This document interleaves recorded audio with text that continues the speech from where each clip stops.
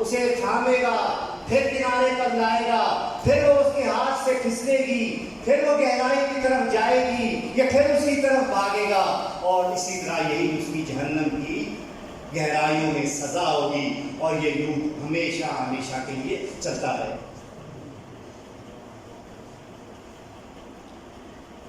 یاد رکھیں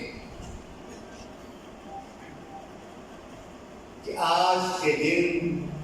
جو ہم پر فیوض و برکات ہے، ہمارے سینے جو نسبت رسولی سے روشن ہیں، اس کی حصول کی تمنا کے لیے بیتاب رہتے ہیں،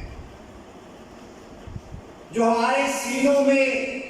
اللہ تعالیٰ کی بندگی اور اس کے حبیب کے عشق کی شمع روشن ہے،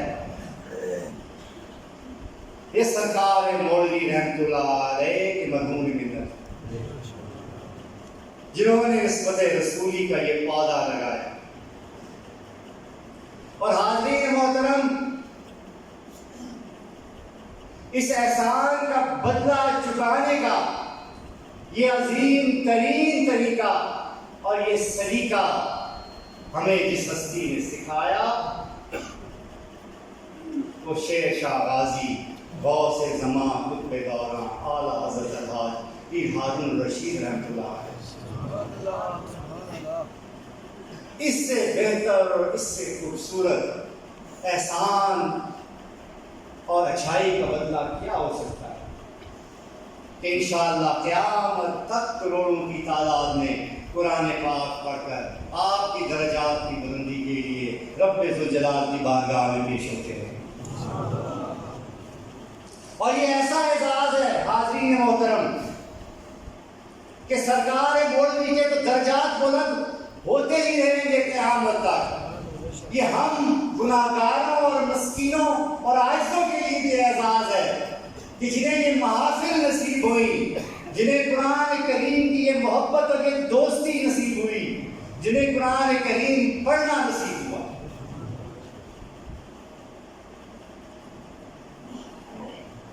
کتنا بڑا اعزاز ہے قرآن کریم کی تلاوت، قرآن پاک پڑھنا، ختم قرآن، قرآن سے محبت۔ کہ آقا کریم علیہ السلام فرماتے ہیں قرآن کریم ایسا شفاعت کرنے والا ہے جس کی شفاعت قبول کر لی گئی، ایسا جھگڑنے والا ہے کہ جس کا جھگڑا قبول کر لیا گیا، اور جس نے اپنے سامنے قرآن کریم رکھا وہ اسے کھینچ کر جنت میں لے جائے گا، لیکن جس نے قرآن کریم کو اپنے پس پشت ڈال دیا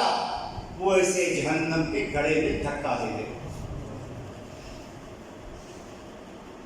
یعنی یاد رکھیں کہ قرآن کریم صرف اس دنیا میں ہمارے لیے ہدایت کا سرچشمہ نہیں، صرف اس دنیا میں ہی سکون، اطمینان اور شفا نہیں، بلکہ یہ قبر میں نور اور روشنی کا سامان ہے، تنہائیوں کو دور کرنے کا سامان ہے، اور قیامت والے روز شفاعت کا سامان ہے کہ یہ اس وقت تک رب ذوالجلال سے اپنے کاری کے لیے شفاعت کی درخواست کرتا رہے گا جب تک کہ رب العزت اس بندے کو جنت الفردوس میں داخل نہیں کرتے۔ الحمدللہ الحمدللہ ثم الحمدللہ کہ اللہ تعالیٰ نے ہمیں پیر و مرشد کے صدقے ایسا عظیم دوست عطا۔ اللہ تعالیٰ ہماری اس قرآن سے محبت اور قرآن سے دوستی کو قائم اور دائم رکھے، اور قیامت والے دن ہمیں ان لوگوں میں سے بنا دے کہ جن کے سامنے قرآن کریم ہوگا، جن کی شفاعت قرآن کریم کرے گا، اور جن کے لیے رب ذوالجلال کی بارگاہ میں جھگڑتا رہے گا کہ ہے تو گناہگار لیکن میرا قاری ہے تو اسے جنت میں۔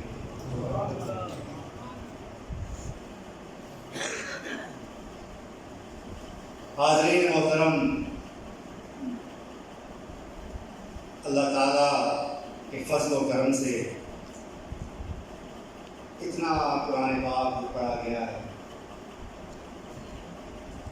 اتنی محبت سے جو لوگوں نے قرآن کریم دور دراز سے پڑھ کے جمع کرایا ہے، اللہ تعالیٰ انہیں اس کی جزا عطا فرمائے، آپ کی حاضری اپنی بارگاہ میں قبول کرے، اور یہ یاد رکھیں کہ ہمیشہ یہ دعا کرتے رہا کریں کہ اللہ تعالیٰ جو ہم پر اپنا فضل، اپنا کرم اور اپنی مہربانی فرما رہا ہے، اس کا یہ سلسلہ ہمیشہ جاری رہے، ہم سے کوئی ایسی کوتاہی نہ ہو، کوئی ایسی غلطی نہ ہو، فضل ہو جائے کہ ہم اس نعمت سے، اس اجر سے محروم ہو۔ ہمیشہ اللہ تعالیٰ کی بارگاہ میں استغفار کرتے رہا، توبہ کرتے رہا، کبھی بھی اپنے کسی عمل پہ تکبر نہ کریں، یہ نہ سوچیں کہ آپ نے کوئی اچھا عمل کر دیا ہے تو یہ بڑا کوئی،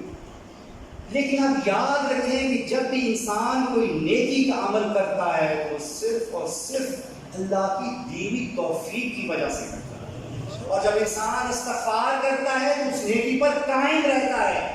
لیکن جب اس نیکی پر اتراتا ہے اور استغفار نہیں کرتا تو اللہ تعالیٰ اس سے نیکی کرنے کی نعمت کو چھین لیتا ہے۔